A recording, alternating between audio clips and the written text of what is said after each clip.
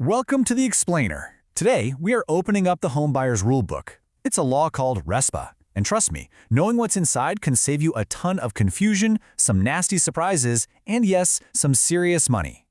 So let's just dive right in.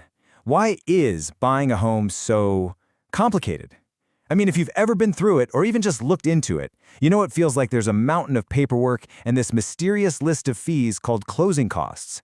What is all that stuff? And how can you possibly know if you're getting a fair shake? Well, believe it or not, it used to be way worse. Picture this. Before the mid-'70s, you could show up to sign the final papers for your new house and get slammed with a bunch of fees you'd never even heard of. There was zero transparency. On top of that, you had things like kickbacks, where, say, a lender would get a secret payment for sending you to a specific insurance company, inflating your costs. The whole system really left buyers completely in the dark. So yeah, something had to change, right? And that's exactly what happened. Congress stepped in and created a federal rulebook, a set of regulations designed to protect people like you and me from all those hidden fees and shady deals.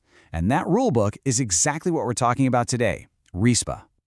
Okay, so what is RESPA, really? The easiest way to think about it is as a transparency law. That's its whole job.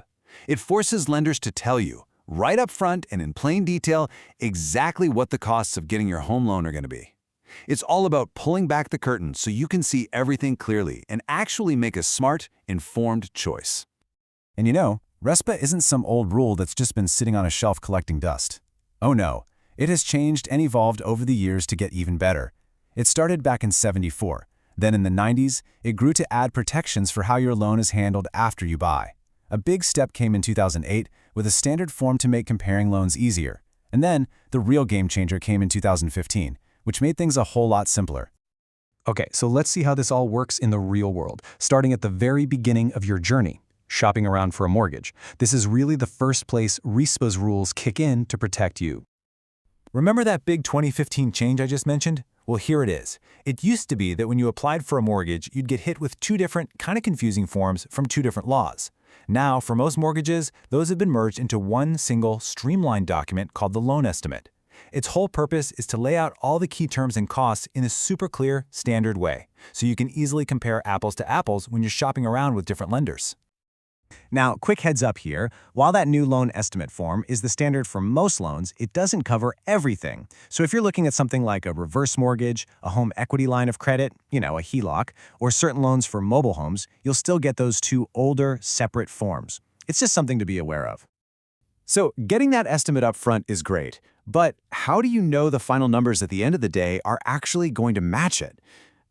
This brings us to the closing table, which is where some of RESPA's most powerful protections really shine. Look, RESPA's #1 goal here is to get rid of that awful sinking feeling of sticker shock on closing day. And the way it does that is by setting really strict limits on how much certain costs can go up from what you were quoted on your loan estimate. These limits have a name. They're called tolerances. And here's how these tolerances work. Your costs are broken down into 3 buckets. First, you've got zero tolerance fees. Think of things like the lender's own charges. These can't increase at all. What you're quoted is what you pay, period.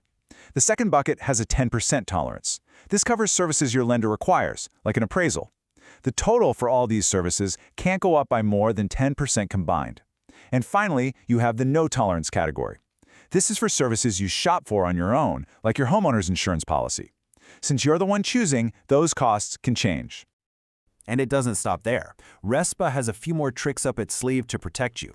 It completely outlaws those kickbacks we talked about, so no one gets a secret payday for referring you somewhere.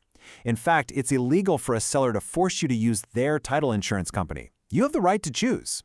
RESPA also limits how much extra money a lender can make you keep in your escrow account, making sure they don't hold on to more of your cash than they need to. And check this out. The protections don't just vanish once you've signed the papers and moved in. Nope. RESPA keeps working for you for the entire life of your loan. It actually governs how your loan is managed year after year. So let's say a few years go by, and you're looking at your mortgage statement, and something seems off. Maybe a payment wasn't applied correctly, or some weird fee just popped up. If you think the company you send your payments to, your loan servicer, has made a mistake, RESPA gives you a formal, clear process to get it fixed. Now, you can't just call them up. You have to send a specific written notice explaining the problem. As soon as they get that letter, a clock starts ticking. They have just 5 business days to say, yep, we got it. Then they have about 30 business days to actually investigate. And at the end of it all, they have to send you a final written response that either confirms the error is fixed or explains in detail why they think everything was correct. And here's a really cool thing. This whole process isn't just for fixing mistakes. It's also a powerful tool for getting information. If you ever need something, say a copy of a specific document related to your loan, you can send a similar written request, and the servicer has to follow a similar timeline to get you what you asked for. It's all about keeping things transparent.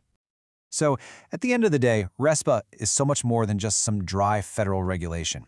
It is your personal rule book for one of the biggest financial decisions you'll ever make.